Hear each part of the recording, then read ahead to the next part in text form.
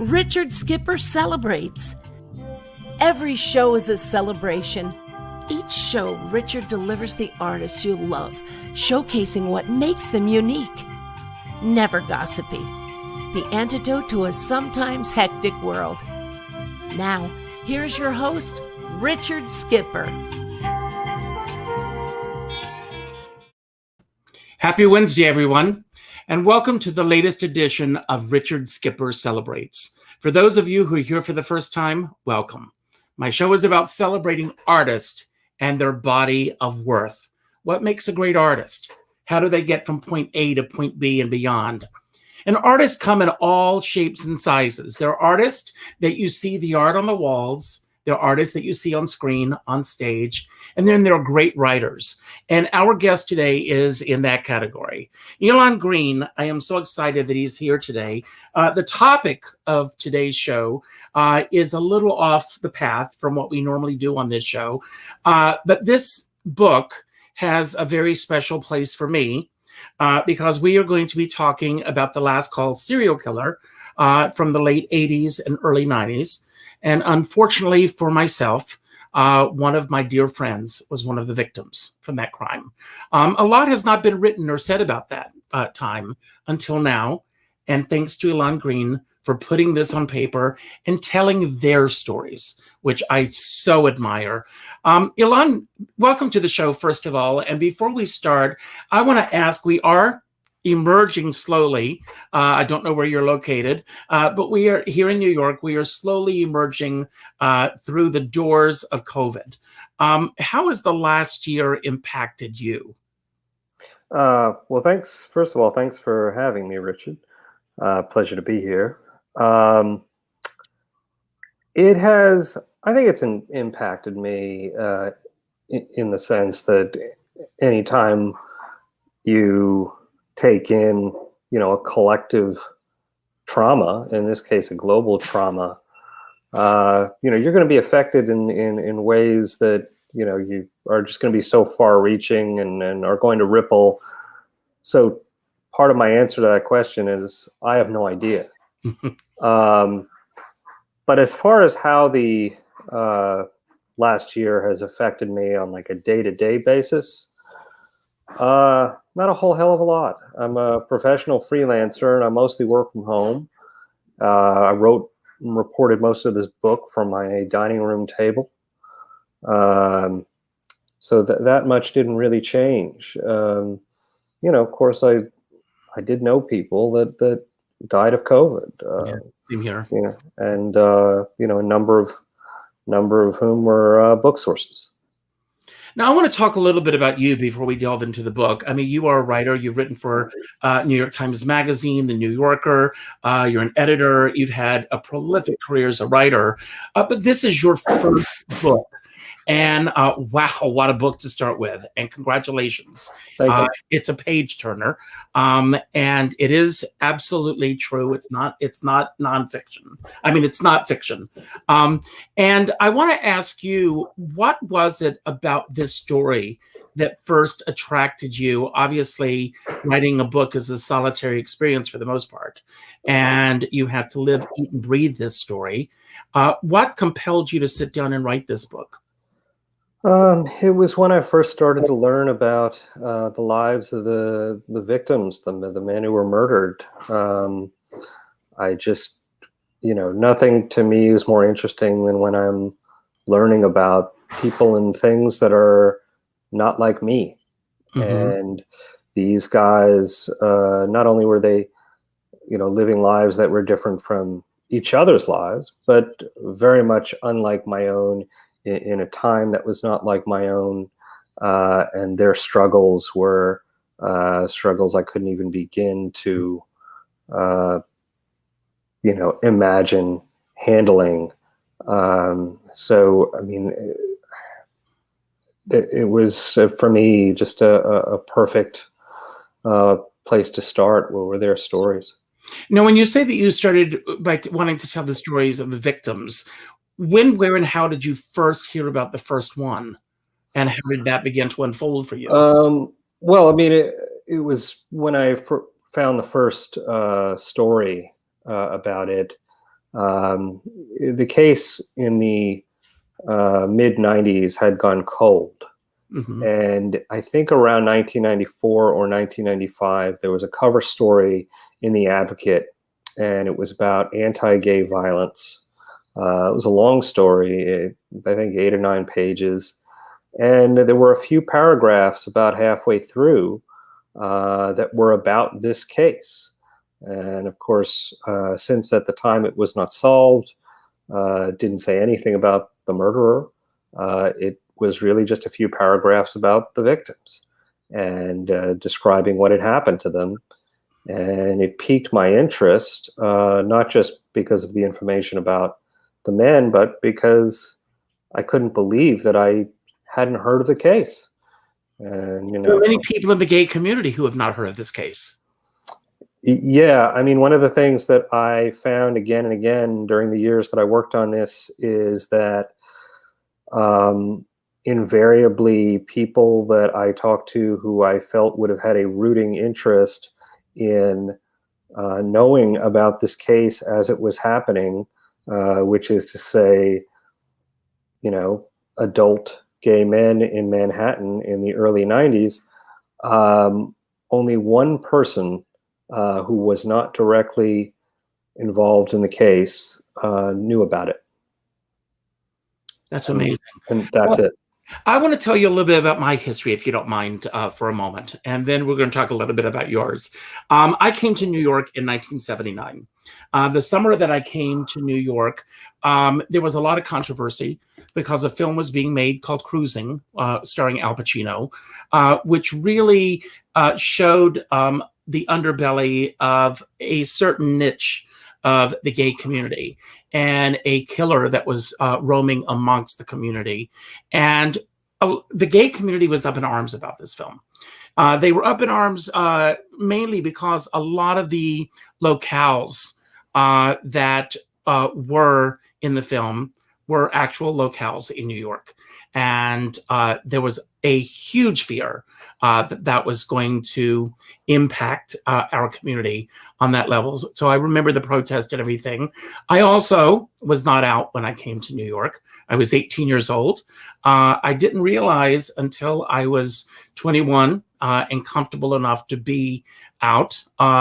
And shortly after that, I discovered the piano bar scene in New York, which is a major part of your book. I worked for a brief period at Marie's Crisis. And then when I would get off work at each night, a lot of the other waiters that worked in the other piano bars would go to a place called the Five Oaks. And the Five Oaks was a hangout for many of us. And one night after leaving the Five Oaks, I'm on the subway and I'm sitting across from Michael Sakaris, who was one of the victims in the book. We knew each other because we had seen each other so many times there, and we struck up a conversation. And from that point on, we always took the train home. We lived in the same neighborhood, or we would, go out for an early or late breakfast, depending on your perspective at the time. And then in 1991, I'm watching the news one night, and there's Michael on the news. So do you mind if I out you right now? You are straight, but your sensitivity in writing this book and telling these stories with no judgment is something to applaud. And I want to celebrate you for that. So thank you for that. And it's interesting because just before I was familiar with your book, a few weeks before the book came out, I'm having a conversation with a friend. I don't know when, where, and how, except for a collective consciousness. We were discussing Michael and that case. And then she told me about the book. And I immediately ordered it, reached out to you about doing the interview. And here you are. But reading the book, you start out in Philadelphia with the Parrot and Michael Ogborn. Michael Ogborn wrote special material for me. And so it's all these people that are through the book. I realized that I was on the very same path that every one of these men were on, including the killer. And what was my saving grace at the time is because I didn't fit the description of the person that this killer was going after. So if you can tell everyone what your perspective is of what you discovered about that time frame as far as the gay community in New York and the type of person that the killer went after. Well, I'll start with the second part of that first. I actually, I don't think that the murderer had a type in the sense that I think that is traditionally thought of. The way Ted Bundy liked blonde women. These men were from different socioeconomic backgrounds. They lived in different places. Michael was not in the closet, but Richard was. Tom was older than Anthony. There was like a 10-year difference. But what all these guys had in common, to varying degrees, was that they would always meet Richard at a point in their day when they were extremely vulnerable. That's something that victims of serial killers often have in common. They're vulnerable, and in this case, in the case of Michael, Michael was an alcoholic, and by the end of the night, I think he was probably more suggestible than he would have been otherwise. And with Anthony, he was a sex worker, and he sometimes worked out of the second floor of the Port Authority bus terminal. And, that puts him at risk. But the first part of your question about what I learned, I mean, broadly speaking, I have some memory of those years. I was born in '79, so I remember New York. Yeah, I was, but Yeah.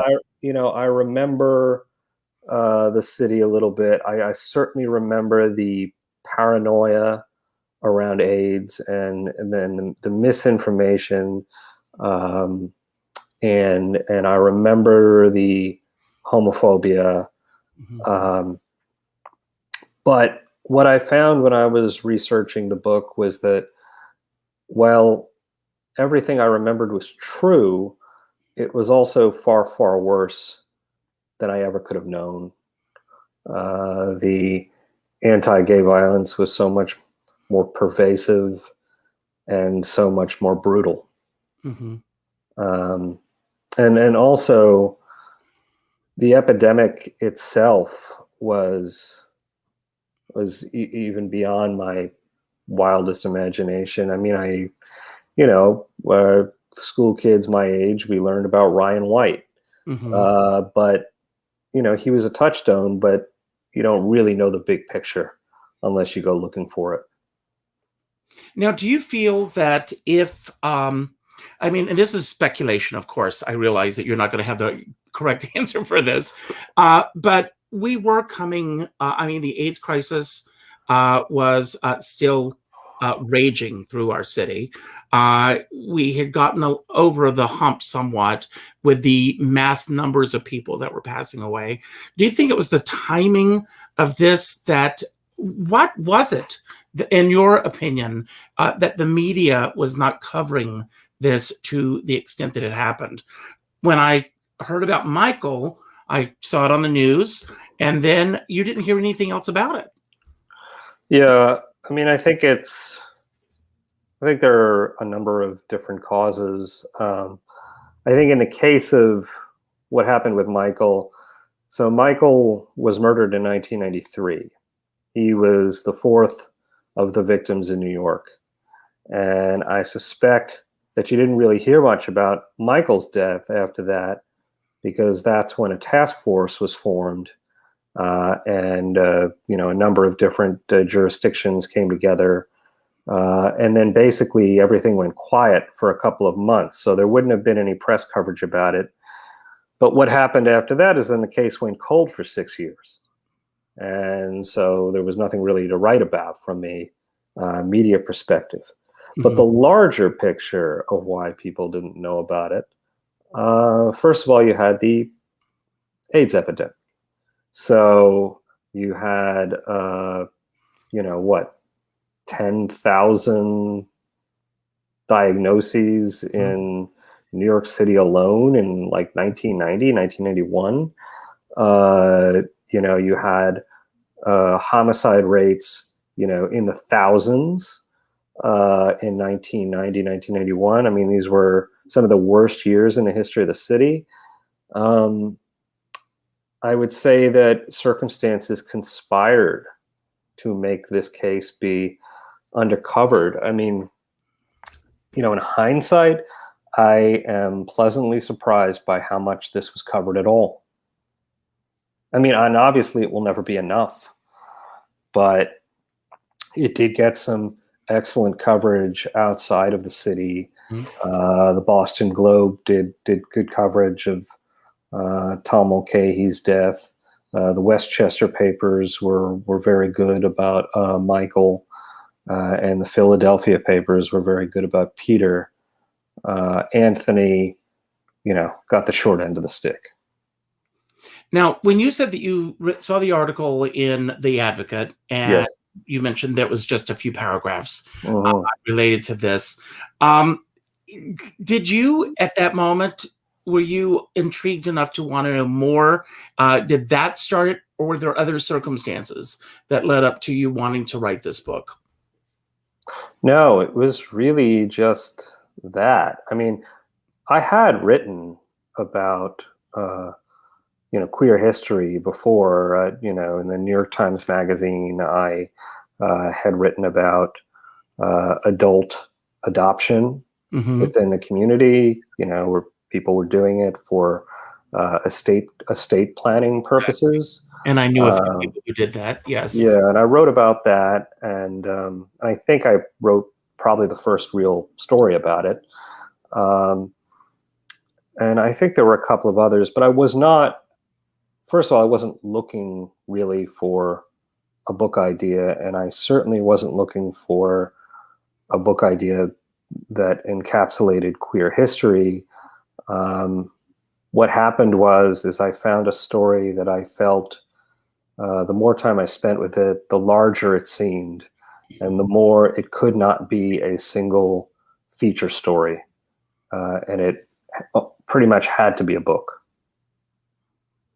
But you could have gone in two different directions. The direction you chose was, I mean, of course, and we get the full history of everything that happened, but you chose to really give a strong history of each of the victims as opposed to putting your focus on the killer. Why was that choice made? So much of the book is a product of my own interests, and I wasn't interested in the murderer because he never confessed. And so I thought that the best thing you could say about him is that he was a liar. But I got interested in the men because, quite frankly, their lives were really interesting. And so to me, that felt like the natural way to tell the story, because it was sort of, there was this macro and micro story. I mean, the micro story is their particular story, but the macro story is the world they were living in. So, and the political forces that they were, up against, and the bigotry, and that was an amazing history to have to grapple with. And you got access to many of the family members. How did not many. It may seem like that because of how I wrote it. Book, yes. But if you look at the endnotes, you'll realize that a lot of quotes come from different articles. I mean, I will say that your notes at the end are massive and incredible. Yeah, I mean, I really only talked to, I believe, two family members of the victims on the record. And then I talked to a cousin of the murderer. But that was about it. I did not get nearly the access I would have liked, but I am very grateful for what little I did get. How were you able to piece, I mean, beyond the notes and everything, tying it all together, you know, how do you know that what you're reading is factual, or especially when it comes to a case such as this? I'm sure that you, I had a teacher in school that used to say, read, reread, and take notes. And I'm sure that that was your process as well. Well, I asked, you know, I would always interview as many people as I possibly could about any given thing in the book. I was always looking for different perspectives. I was always cross-referencing what was, you know, in the court transcript with what was in the newspapers or what was in the raw transcripts of witness statements. You know, at a certain point, I was just making judgment calls, like, what do I believe? You know, and sometimes that meant, you know, sort of figuring out what people's motivations were for saying something.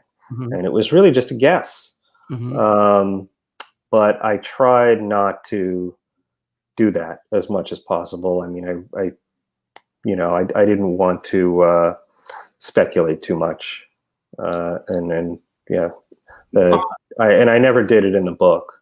No, which is why you don't have anything in the book about why the murders, or why the murders happened.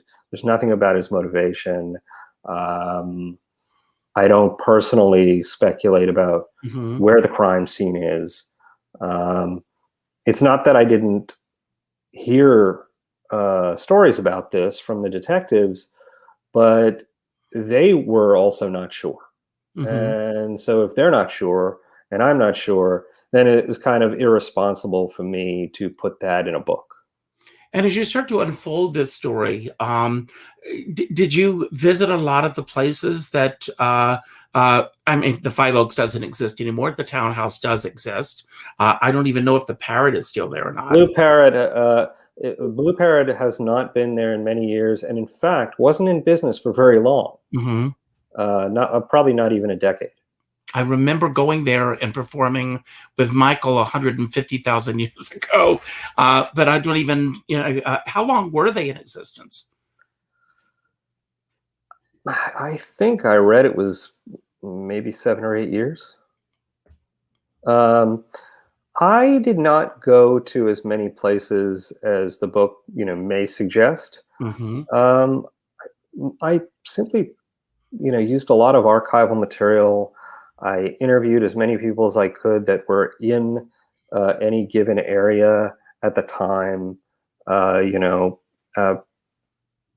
travel was not as necessary for this book because so many of the places I was writing about, whether they be bars or clubs or otherwise, weren't there anymore. So my going there just didn't seem particularly necessary.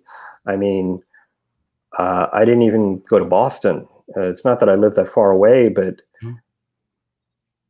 that Boston that I write about is gone. So what I did was I talked to the people who remembered that Boston and pumped them for details. And to me, that was a better use of time. And I mean, I don't know how much involvement your editor had, or if you even had an editor come in to do this, but I had an editor. Yeah. How did you decipher in a story like this what to leave out and what to leave in? I mean, there are some sections that I had to put the book down because it was just too painful to get through those sections. So when it came time to write about the damage that was done to their bodies, I tried to put in only what was necessary to convey the violence. And, I was using testimony from the medical examiner, and stuff like that. I didn't want it to be gratuitously gruesome. Mm-hmm. I think as is, it's already very gruesome and difficult to read, but I felt that the reader needed to know this. Mm-hmm. And then as far as the story itself and what I chose to keep in and take out, I just wanted to keep the story moving. And, there was stuff that I took out that took me months to write and report, but push come to shove, I just felt it was sort of slowing things down. It's not a long book. It's I think just north of 60,000 words. No. And, I think 30 of those pages are endnotes. So it's actually quite deceptive. I think the story itself is probably only a little over 200 pages. It's an amazing read, Ilan. Congratulations on that. Thank you. As the book was unfolding, what were some of the, I like to refer to them as aha moments that you were having as you were reading the books, as you were writing? Well, it depends on how you mean that. If you mean that in terms of things that you found out that really took you down a path that you did not expect to go down, for example. Oh, I didn't expect to be writing about a love affair with Jasper Johns. I mean, I damn near fell off the couch when I was interviewing Rick Unterberg. I was in his apartment. We were sitting in his living room, and I had said to Rick, all right, tell me your life story, and let's start at the beginning. And he's telling me about living in St. Martin, and he tells me about this middle-aged man he meets on a beach, and he just sort of quickly mentions in passing that it's Jasper Johns, and then he moves on to another story. And I said, Rick, you're going to need to back up, and we're going to have to maybe delve into that a little bit.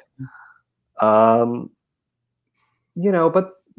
things like that happened all the time in this book. I would end up talking to people that I hadn't expected to, whether it was former Secretary of Defense William Cohen, or former head of the Massachusetts Senate William Bulger, or old-time reporters or bartenders. I mean, none of it was predictable. It was really just a series of aha moments for pretty much 2 solid years. And was it an easy book to sell? You mean to publishers initially? Publishers, yes. I don't think it was difficult.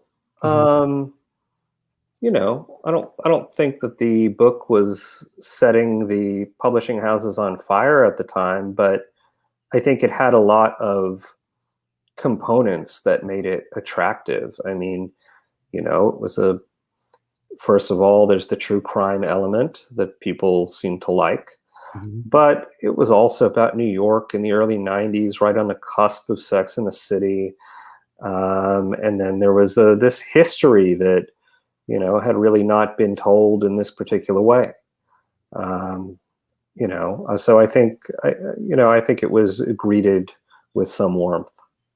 And eventually sold at auction. Well, I'm always curious to know, when do you know that the book is complete and ready to get to the reader? Is that a decision that is made in this case by your editor, your publisher, or did you know that this was it? Well, when I started the book, I knew where it was going narratively. I knew, points A, B, C, D. I knew all the marks I had to hit, to use what I think is probably a theater term. And so I had my own sense of when the book was done. But then, of course, the editor has their sense of when the book is done. And the book gets assiduously edited and then copy edited and fact checked, and then there's a legal vetting. I spent quite a number of hours on the phone with a lawyer that was hired by the publishing house, to make sure I didn't. I can't remember if it's slander or libel, whichever one is on the page. And yeah, I mean, it's a lot of work. Mm-hmm. And once the book is ready to be sent out, to be published, what is the biggest impact that this book has had that has surprised you since the book came out? I've been surprised by how many people have known people that I write about, whether it be Michael or the murderer, or even like a sort of minor character in the book, a guy named Joe Gallagher, who was, a regular at some of the piano bars. And there's a scene in the book where he goes home with the murderer, and has sort of a very memorable evening. And I've heard from, I think, 3 people now who knew him. One of them was even there that night. Well, interestingly enough, right after I got your book, I posted something on Facebook about it, and a friend of mine reached out to me who works at I won't mention the hospital, and they shared a locker next to each other at the hospital. Amazing. Yeah. So it's, when you put it out there, it's going to amaze you, the people that are going to come your way. I've heard from FBI agents saying, maybe take a look at this case, which seems kind of similar. And this has apparently caught the attention of a number of like retired investigators, and it's a real mix. And that's been a really pleasant surprise to see the different circles it seems to be getting into. And you've also, I mean, you mentioned that you did not get the opportunity to talk with some of the family members. When you reached out to people, what was your process in terms of reaching out to people? I mean, it could be a shock for someone to get an email or a letter saying, I'm writing a book, this is the subject. And of course, your family member is part of this story. What was the initial response that you got from people that you did reach out to? So my approach really varied. Sometimes I would write emails. Sometimes I would just pick up the phone. And I tended to do that more often than anything else because I like to just get to the point. And to me, an email or a letter is kind of a barrier. And the quicker I can get somebody on the phone and explain to them while I'm calling, the quicker I can actually either get a yes or a no.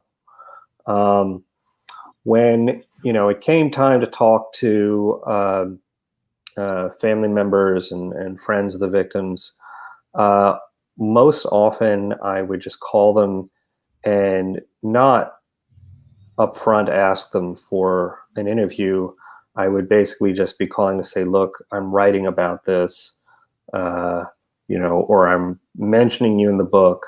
And I just wanted you to know that because my feeling was I didn't want people to be blindsided. Mm-hmm. And if they wanted to talk, the opportunity was there. And if they didn't want to talk, I understood it. I had one memorable night where I was called, one of these people I called was the cousin of the murderer. And, he was the only family member who had ever talked to the press.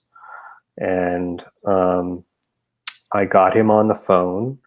And for the first 15 minutes, maybe, he just kind of yelled at me and, just accused me of all sorts of things and said I was reopening old wounds, which, I was. Mm-hmm. And finally I yelled back at him and I said, I'm not even calling you for an interview. I just wanted you to know that I was doing this.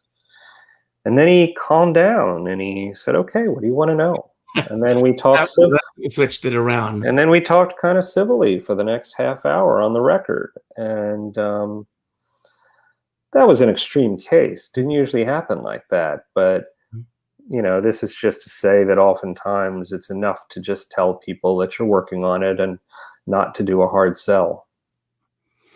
And I've got a comment here that I will read to you that just popped up, and she's absolutely on the money, by the way. It sounds like Elon really wrote the book with a lot of integrity. He has a very nice, pleasant speaking voice, too. So that's one of our viewers that's watching, Michelle. So thank you, Michelle, for that. And she's right on both counts. But you did write this book with a lot of integrity. I have to tell you, what really threw me for a loop was when the book arrived. I immediately went to the chapter on Michael for obvious reasons. And the name of the chapter was I'll Be Seeing You, which was the song that he sang at the Five Oaks to close out the evening so many nights. And you, without being there, and that's why I was surprised. There were several things when you and I spoke on the phone a few weeks ago that really surprised me about you, because I thought maybe you had been around at that point or whatever, because you truly captured what that feel was like to go to that place. I mean, much of that is thanks to police reports, court transcripts. But I also interviewed the bartender, Lisa, for hours and hours, and we had lunch together, and I'd go to her house in Florida. I mean, I talked to her for a long time, and she knew Michael as well as anybody. Yes. But, I interviewed detectives who investigated him, and so they knew a lot of stuff. I spent time with Michael's sister out in New Mexico. Interviewed people he'd gone to high school with, interviewed co-workers at the New York Law Journal. If you talk to enough people, you can get a sense of who they were and the spaces that they were moving through. And, one of the things about the Five Oaks is that even though it's no longer around, people who went there remember it vividly. And so luckily it was not that difficult to recreate that. And part of what was lucky is one of the first people I talked to for the book was a man named Thomas Regan. And he was the owner of the Five Oaks. And he talked to me for a long time. He sent me sort of a crudely drawn blueprint of the place so I could tell you, where things were relative to Marie Blake or the bathroom or the kitchen. And I knew exactly how many tables there were. And so I could sort of fake having been there. Well, you mentioned, the fact that after the book came out, you've heard from a lot of people who knew these people personally, such as myself. But have you learned anything new since publishing the book that you wish that you had known when you were writing the book? And do you think that when the next volume, the next printing comes out, that new things will be added to the book based on conversations that you've had since then? Probably not in the sense that you mean.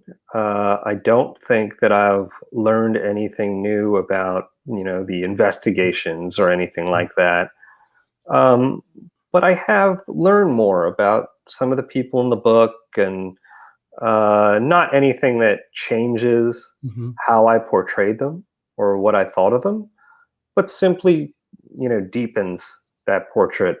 Do I wish I'd known all this stuff when I was working on it? Of course, you always want to know more information than less.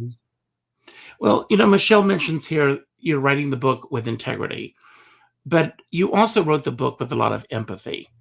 And having not read a lot of other things that you've written, has that always been a hallmark for yourself? Well, I think what you're saying and what Michelle is saying maybe is a reflection of the fact that I have always had a lot of trouble writing or interviewing people writing about or interviewing people that I don't respect. You know, people always say, don't fall in love with your sources. Don't fall in love with your story subjects. Mm-hmm. But honestly, I kind of think that's wrong. I think you have to have some real stake in how you portray somebody, especially when they're no longer around to Mm-hmm. say otherwise. And I grew to adore every one of these guys. And didn't matter to me whether they'd made good decisions or bad decisions. And who's it for me to say what's a good decision and a bad decision? You know, these were their lives. Well, it's interesting. It's not for me to judge. Yesterday, I did an interview with Michael Schneerson, who's written a book about Bugsy Siegel. Mhm. And then today this. And I think about the choices that we make in our lives. You know, that period, I can't speak for the straight world, but if you've ever been in a gay bar, they've even done sketches on this on Saturday Night Live. There is a certain feel or dichotomy. I was a waiter.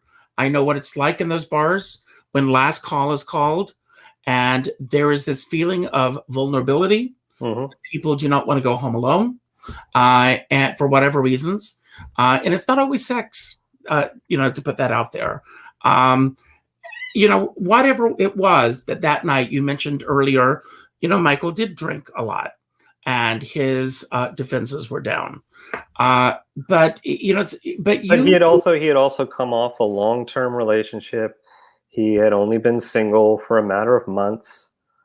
You know, people remarked how unusual it was that he was suddenly carrying around condoms. It just wasn't something he used to do. I mean, you know, I think when we end long-term relationships, it changes our behavior for better and worse, and makes us extra vulnerable. And you know, he was one of those people who was not known to go home with anybody, or at least, you know, not frequently. It wasn't his thing. And so, you know, one of the ways I looked at their lives was just to see, I hate the word fate, but just those little wrinkles of fate where, you know, because X happened, Y happened, and then Z happened. And, you know, I wanted to make sure the reader kind of felt that in some way. You know, that none of this was really like preordained. Exactly. But, you know, again, going back to the integrity, empathy factor, you truly don't pass judgment on any of these men. You present them as real three-dimensional people. I mean, the story that you tell, it just unfolds in a way that, I'll be honest with you, I teared up more than once. Yeah, so did I. Yeah, I'm sure you did. Yeah.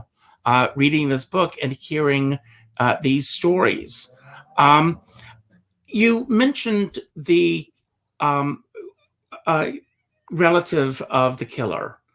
Have you heard from him since the book came out? No. My suspicion actually is that he died, but I can't find, because his phone number is disconnected, but I can't find any proof of that one way or the other.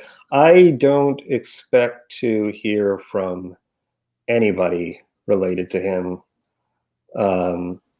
They were extremely hard to find, and I think they've taken some great lengths to put a lot of distance between themselves and the murderer.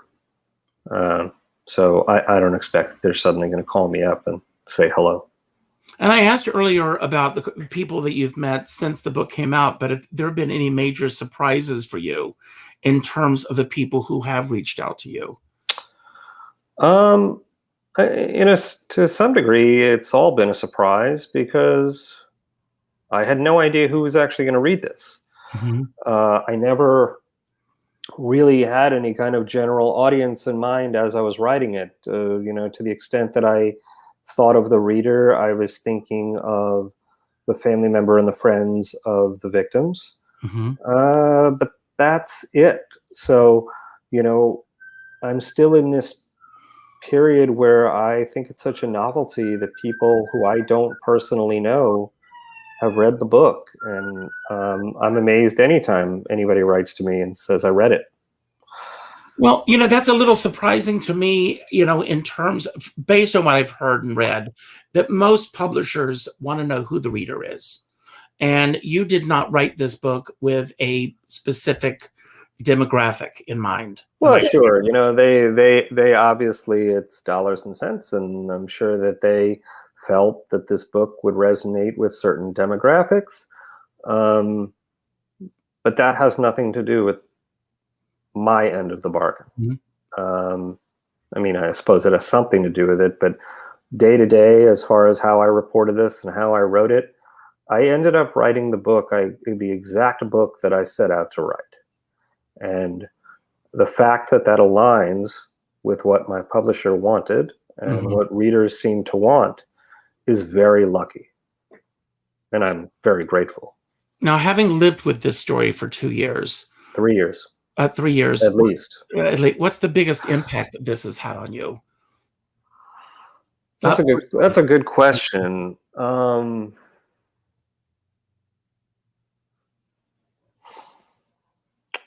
Well, this isn't one of those stories where, once it's done, it's in the past.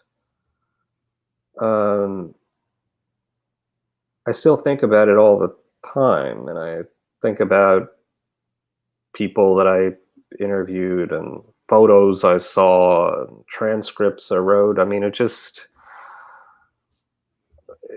if with this project, for whatever reason, it got under my skin, and I'm not sure it's ever going anywhere. At a certain point, it becomes a little bit of a part of who you are. I was very lucky with this project because it was extraordinary material.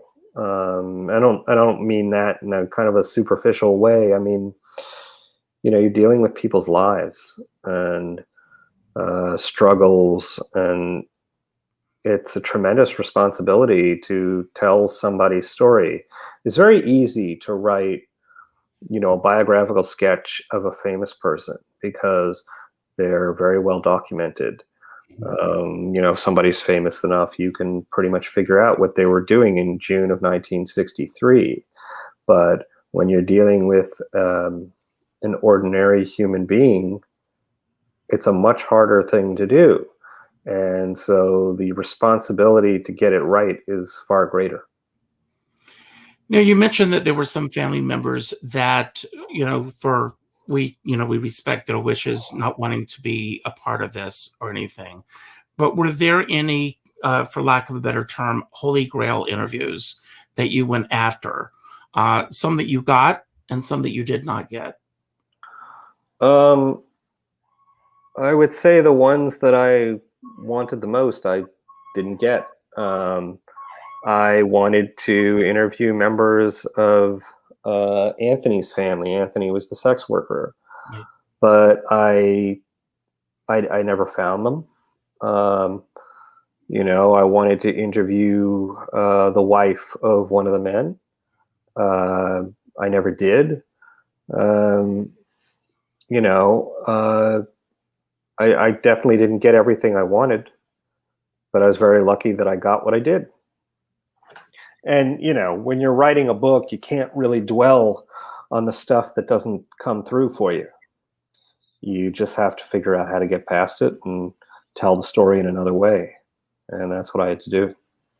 And again, there are 4 murders that, we talk about in the book, but telling this... well, there's more than that, but I know that. 4 in New York. Yes. That's what I was referring to. But telling their stories, are you focused on one specific story, or are you all over the place for lack of a better term, with telling these stories? And what is your process from start to finish? Well, on any given day, I was thinking about the book in its entirety, but I wrote the book sequentially. So, you know, when I first started working on the book, I was spending 95% of my time researching and interviewing people about Peter Anderson. I wrote the book and researched the book sequentially because I wanted to get a better sense of what it would have been like to investigate it. I wanted to sort of know what the investigators would have known at any given time. That turned out to be not just the method for writing the book, but also how the book more or less unfolds. And what's next for you? I have no idea. You're not currently working on something now? I mean, I'm always working on something, but there's not, I don't have another book in my, another book idea in my back pocket.